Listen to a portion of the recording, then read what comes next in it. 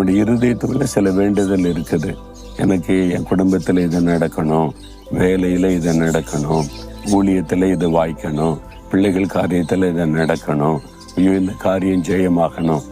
ஒரு வேண்டுதல் இருக்குது. ஒன்றும் நடக்க மாட்டேங்குதுன்னு நினைக்கிறீங்களா?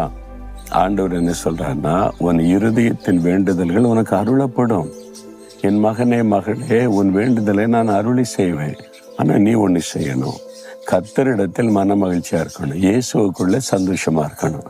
அப்பதான் அது நிறைவேறும். நீங்க இதை செய்யாம துக்கத்தோடு இருந்துக்கிட்டு இயேசு இயேசுன்னா அப்ப ஆண்டவர் கூட இருக்கிறாருக்கு ஒரு அர்த்தமே இல்லாம இருக்குது.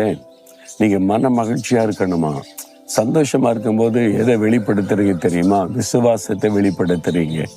என்னங்க உங்க வீட்டில் இவ்வளவு பிரச்சனை இருக்கு, தேவை இருக்கு, நெருக்கம் இருக்குது, இவ்வளவு சந்தோஷமா இருக்கீங்கன்னா அதெல்லாம் இயேசு கிறிஸ்து பார்த்துக்கிடுவாருங்க. அவர் என் கூட இருக்கார்ல, அவர் எனக்கு